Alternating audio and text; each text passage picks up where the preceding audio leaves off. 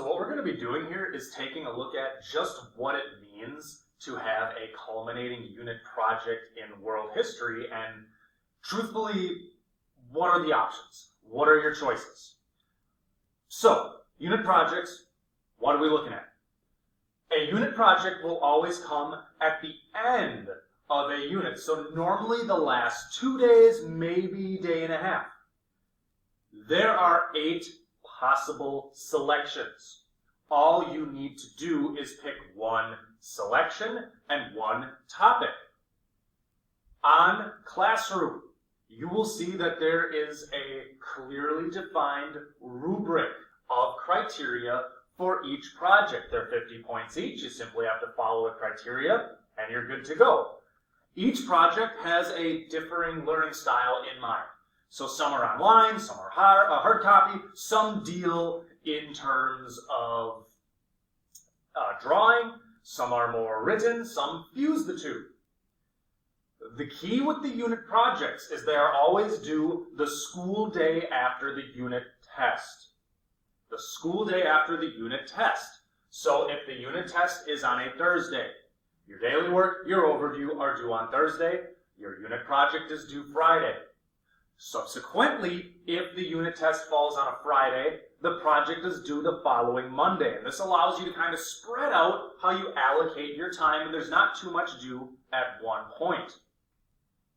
One of the catches is that we ask you to complete a different type of project for each unit. Now, normally if the unit goes well, we allow you the option of maybe double dipping, where last unit, you pick a similar project you've already done, but we do want you to get comfortable with different types of learning, different ways of demonstrating your learning. So now for the options. Option 1 is a one-page advertisement. Now this is done online, either on a Google Doc or Google Slides. Your goal is to convince others to travel or live in the chosen city in the present day. So for Greece, this would be either modern-day Athens or Sparta. For Rome, we're talking Rome, Constantinople, London, and Paris. When it comes to our Western Europe unit, St. Petersburg, Moscow. For Russia, Beijing, Hong Kong, Shanghai. For East Asia, maybe even Tokyo. You're picking a city that's a pretty big deal, relevant to the current unit, but you're doing it all in the present day. So that's option 1. You could create an 8-page booklet, and this is something you will do hard copy. I have 11 by 17-inch pieces of paper, which you will fold using a scissors, and the video that's uploaded on the general project criteria. It's only a little over a minute long. And you use an 11 by 17 because it gives you more space to work with. Your goal is to make an 8-page booklet. You can frame it as if it's a children's booklet that will explain a person or an event in a simplistic way. For our first 2 units, it's more along the lines of mythology and religion. And your options open up a little bit as we go through each one. But again, we're taking a look at one-page advertisement, then you have the option of 8-page booklet. Option 3 is a timeline. This is online, and you can use Google Docs or Google Slides. Normally, students tend to use Google Slides. You create a timeline of events that are complete with images to help enhance the story. You have cause and effect descriptions of the main events of a war or a conflict. So Greece, Persian Wars, Peloponnesian Wars. When we look at maybe Western Europe, Battle of Tours or the Crusades. All right, Russo-Japanese War, Russian Revolution for Russia. You get the idea. A war or a conflict is the focus of your online timeline. Option 4, 6-panel comic strip that's hard copy and hand-drawn by you. And all you need is a simple 8.5 by 11-inch piece of paper. You make a 6-panel comic strip, and you might find it in a Sunday newspaper. I know these days you have to go online to find it, but you can find it nevertheless. It'll focus on a specific event from the unit, and you'll need dialogue for your characters and color it in. All right, you color this one in. Part 3, online newspaper pages. You make it using Google Docs, and it's recommended that you simply use a template. Your goal is to explain a civilization or a particular time period in 1 to 2 pages.